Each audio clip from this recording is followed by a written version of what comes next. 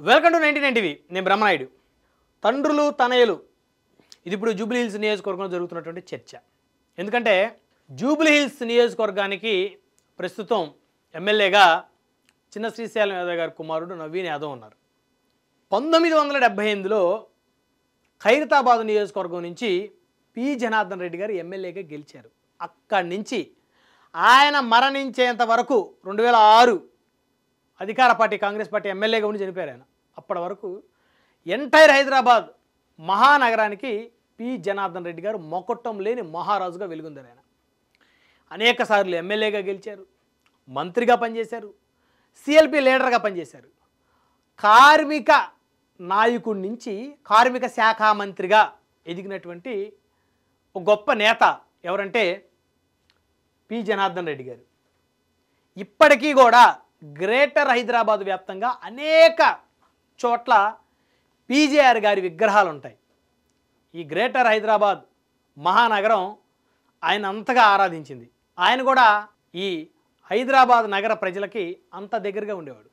ఇప్పుడు ఎక్కడ ఏ కష్టం వచ్చినా పరుగున ప్రజల వద్దకు వెళ్ళేటువంటి వ్యక్తిగా పీజేఆర్ గారికి ఒక గుర్తింపు ఉంది.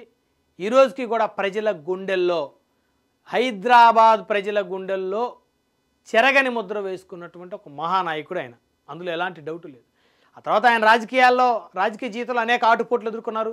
తర్వాత వైఎస్ రాజశేఖర రెడ్డి గారికి పీజేఆర్ గారికి మధ్య ఒక ఆధిపత్య పోరు జరిగింది. సో దాని ఫలితం 2004లో కాంగ్రెస్ పార్టీ అధికారంలోకి వచ్చిన తర్వాత పీజేఆర్ గారికి మంత్రి పదవి దక్కలేదని ఇప్పుడు కూడా చాలామంది చెప్తూ ఉంటారు. సో అలాంటి పీజేఆర్ గారికి అనేక మంది అనుచరులు ఉన్నారు, అనేక మంది ఆయన శిష్యులు ఉన్నారు. వారిలో చూస్తే ఈరోజు చాలామంది ఎమ్మెల్యేలుగా ఉన్నారు. దాన నాగేంద్ర గారు పి జనార్దన్ రెడ్డి గారికి ప్రధాన అనుచరులు ఆయన ఒకరుగా ఉండేవారు. అదేవిధంగా చిన్న శ్రీశైలం యాదవ్ గారు, ఆయన కూడా పీజేఆర్ గారి ప్రధాన అనుచరులో ఆయన కూడా ఒకరని చెప్పాలి. అనుచరుడు అనాలి, స్నేహితుడు అనాలి, సన్నిహితుడు అనాలి. మరి ఆ తర్వాత వాళ్ళిద్దరికి కూడా మధ్య కొంత చెడినట్టుంది. తర్వాత చిన్న శ్రీశైలం యాదవ్ గారు తెలుగుదేశం పార్టీలోకి వెళ్ళారు. ఆ తర్వాత ఆయన సొంతంగా తన ఉనికిని చాటుకోవడం కోసం ఆయన గట్టిగానే పోరాటం చేశారు. కాకపోతే ఆయన మీద రౌడీ అనేటువంటి ఒక ముద్ర ఉండటం వల్ల రాజకీయాల్లో చిన్న శ్రీశైలం యాదవ్ గారికి అవకాశాలు రాలేదని చెప్పారు. ఇక పీజేఆర్ గారి అబ్బాయి విష్ణువర్ధన్ రెడ్డి గారు, పీజేఆర్ గారి మరణంతో 2006లో ఈయన ఎమ్మెల్యే అయ్యారు. 2006, 2007 ప్రాంతంలో ఉప ఎన్నిక వస్తే ఈయన ఎమ్మెల్యేగా గెలిచారు. ఆ తర్వాత నియోజకవర్గాలు పునర్విభజన జరిగినప్పుడు ఖైరతాబాద్ నియోజకవర్గానికి ఆయన వెళ్ళలేదు. జూబ్లీ హిల్స్ నియోజకవర్గం కొత్తగా 2009లో ఏర్పడింది. ఆ నియోజకవర్గానికి వచ్చి కాంగ్రెస్ పార్టీ తరపు నుంచి పోటీ చేసి 2009లో కాంగ్రెస్ పార్టీ ఎమ్మెల్యేగా విష్ణువర్ధన్ రెడ్డి గారు గెలిచారు. అప్పటి వరకు చిన్న శ్రీశైలం యాదవ్ గారు, ఆయన కుమారుడు నవీన్ యాదవ్ గారు, వాళ్ళకేమి రాజకీయాల్లో, కాంగ్రెస్ పార్టీ రాజకీయాల్లో వారికి ఎలాంటి ప్రాధాన్యత లేదు. అప్పుడు బహుశా నవీన్ యాదవ్ గారి వయసు 24 సంవత్సరాలు, 24, 25 అప్పుడే చదువు అయిపోయినట్టుంది ఆయనకి. అప్పటికి ఈయన రెండోసారి కూడా ఎమ్మెల్యే అయిపోయాడు, పీజేఆర్ గారి అబ్బాయి. అయితే అందరూ కూడా పీజేఆర్ గారి లాగా వాళ్ళ అబ్బాయి విష్ణువర్ధన్ రెడ్డి గారు ఆ స్థాయిలో పోరాటం చేస్తారు, ఈ మహానగరానికి ఆయన కూడా నాయకుడు అవుతాడు, తండ్రి తర్వాత ఆ స్థానాన్ని ఆయన ఆక్రమిస్తాడని చాలామంది అనుకున్నారు.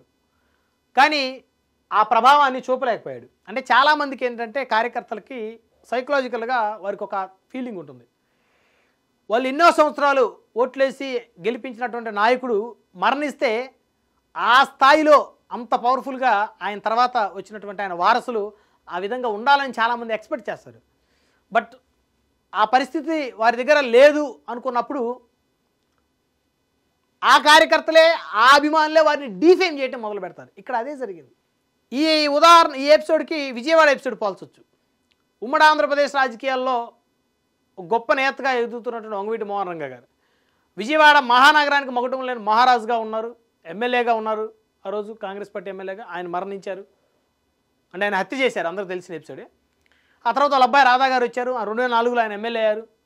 ఆ తర్వాత సేమ్ సిచ్యువేషను, అంటే ఆయన అభిమానులు మొత్తం కూడా ఆయన కుమారుడు ఆ తరహా పోరాటం చేయాలి, ఆ తరహా ప్రజల్లో ఉండాలి, ఆ తరహా ప్రభుత్వాలను ఎదిరించాలి, ముఖ్యమంత్రులను ఎదిరించాలని కోరుకున్నారు. బట్ అవ్వలేదు అది. ఇక్కడ కూడా అదే కోరుకున్నారు. పీజేఆర్ గారు లాగా వాళ్ళ అబ్బాయి పోరాటం చేయాలి, ఫైట్ చేయాలి, జనంలో నిలబడాలి అని అనుకున్నారు. కానీ ఆ స్థాయిలో ఆయన చేయలేకపోయేసరికి ఆ అభిమానులు, ఆ కార్యకర్తలను డిఫేమ్ చేయడం మొదలుపెట్టారు. ఫలితం 2014 ఎన్నికల్లో తొలిసారి ఓటమి పీజేఆర్ గారు కుమార్. 2 ఎన్నికలు గెలిచారంటే, ఒక ఎన్నిక ఉప ఎన్నిక, ఆయన ఏకగ్రీవంగా ఎన్నికారు. ఒక ఎన్నిక 2009 ఫైట్ చేశారు, మంచి మెజార్టీ వచ్చింది, 20,000 మెజార్టీతో గెలిచారు. 14 ఓటమి. అప్పుడు ఈయన ఎంట్రీ ఇచ్చారు. చిన్నశేష యాదవ్ గారు కుమారుడు నవీన్ యాదవ్ గారు అప్పుడే ఎంట్రీ ఇచ్చారు. ఆయనకి 28-29 సంవత్సరాల వయసు ఉంటుంది. మొదటి ఎంట్రీతోనే 40,000 పైచిలు కోట్లు నమోదు చేశాడు ఎంఐఎం నుంచి.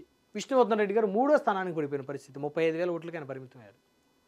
ఈ క్రమంలో 9,000 ఓట్ల మెజార్టీతో మాగంటి గోపీనాథ్ గారు గెలిచారు తెలుగుదేశం పార్టీ నుంచి. అంటే ఆ రోజు నవీన్ యాదవ్ గారు పోటీ చేయకుండా ఉండి ఉన్నట్లయితే ఎంఐఎం తరపు నుంచి 2014లో విష్ణువర్ధన్ రెడ్డి గారు ఎమ్మెల్యే అయ్యేవారు. 2014లో మాగంటి గోపీనాథ్ గారు ఓటమి చెందేవారు. ఇంకా అసలు ఆయన ప్రస్థానమే ఉండేది కదా జూబ్లీహిల్స్ రాజకీయాల్లో. ఆయన గెలవబట్టి, నిలబడబట్టి, తర్వాత టీఆర్ఎస్కి వెళ్ళబట్టి కేసీఆర్ గారు టికెట్ ఇచ్చారు, తర్వాత గెలిచారు, మళ్ళీ తర్వాత కూడా గెలిచారు. ఆ ఎన్నికల్లో కనుక 14 ఎన్నికల్లో ఈయన పోటీ చేయకుండా ఉన్నట్టయితే ఈయన ఎమ్మెల్యే అయ్యేవారు, గోపీనాథ్ గారు ఓడిపోయేవారు తెలుగుదేశం నుంచి. ఇంకా బహుశా తెలంగాణ వాళ్ళకి ఎవరికైనా టికెట్ ఇచ్చేవారు, ఆయన టికెట్ ఇచ్చే పరిస్థితి ఉండేది కాదు. అంటే 2014 ఎపిసోడు జూబ్లీహిల్స్ నియోజకవర్గ రాజకీయ ముఖ చిత్రాన్ని మార్చేసింది. 18 ఎన్నికలు ఓడిపోయారు కాంగ్రెస్ నుంచి, 23 ఎన్నికలు వచ్చేసరికి ఆయనకి టికెట్ కాంగ్రెస్ పార్టీ ఇవ్వలేదు. బీఆర్ఎస్లోకి వెళ్ళిపోయారు, గోపీనాథ్ గారితో పనిచేశారు. అంటే ద్వితీయ నాయకుడు అయిపోయాడు ఆయన. 2 సార్లు ఎమ్మెల్యేగా గెలిచి 2 సార్లు ఓటమి చెందారు. 4 ఎన్నికలు పోటీ చేశారు, 2 ఎన్నికల విజయం, 2 ఎన్నికల ఓటమి. లాస్ట్ ఎన్నికల్లో టికెట్టే ఇవ్వలేదు కాంగ్రెస్ పార్టీ. బీఆర్ఎస్కి వెళ్ళి గోపీనాథ్ గారితో పనిచేయడం వల్ల ఏమైంది, గోపీనాథ్ గారు ఎమ్మెల్యే, ఆయన ద్వితీయ శ్రేణో తృతీయ శ్రేణో నాయకుడిగా ముద్రపడిపోయాడు. అప్పటికి ఆయన అభిమానులు ఇంకా తీవ్రమైన అసంతృప్తి వచ్చేసింది. పీజేఆర్ గారి అభిమానులు ఆయన ఇంకా వ్యతిరేకించడం మొదలుపెట్టారు. ఇదేంటిది, మీరు ఎలా వెళ్తారు, మీరు ఎందుకు ఇండిపెండెంట్గా పోటీ చేయలేకపోయారు, ఇక్కడ నవీన్ యాదవ్ గారు పోటీ చేశారు కదా, 20,000 ఓట్లు తెచ్చుకున్నారు కదా, మీరెందుకు చేయలేకపోయారు అనేటువంటి ఒక అసంతృప్తి కూడా వచ్చింది ఆయన అభిమానులు, వాళ్ళ తండ్రి గారి అభిమానులు. ఫలితం రాజకీయ భవిష్యత్తు అంధకారంగా మారిపోయింది.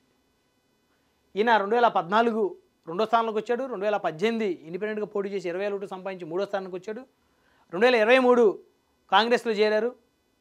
అజరుద్దీన్ గారు గెలుపుకి పనిచేశాడు, అయినప్పటికీ ఆయన గెలవలేదు.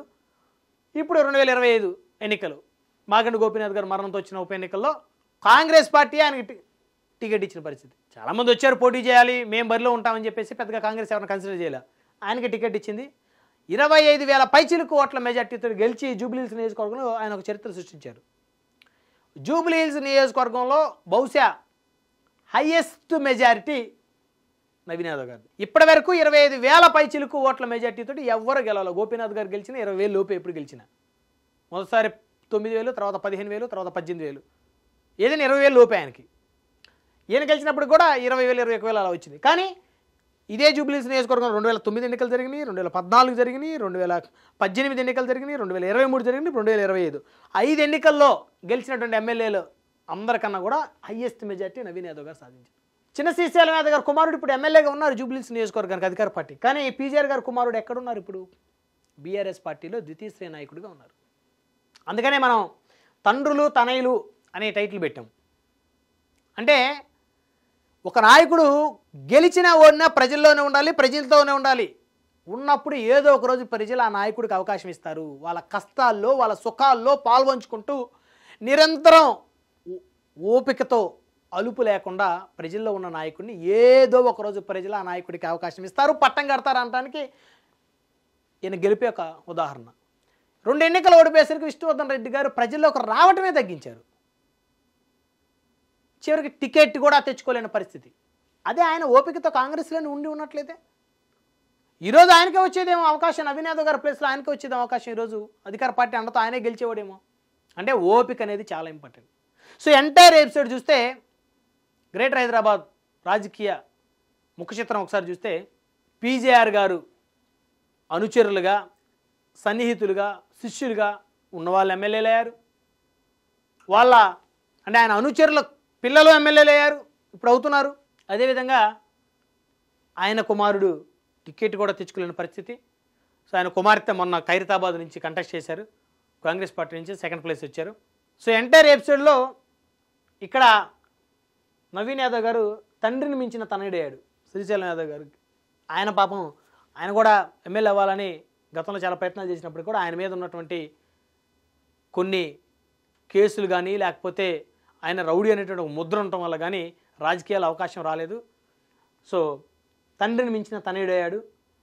ఇక్కడ తండ్రి ఆశయాలను ముందుకు తీసుకెళ్లడంలో కొడుకుగా విష్ణువర్ధన్ రెడ్డి గారు వెనకబడ్డారని చెప్పాలి.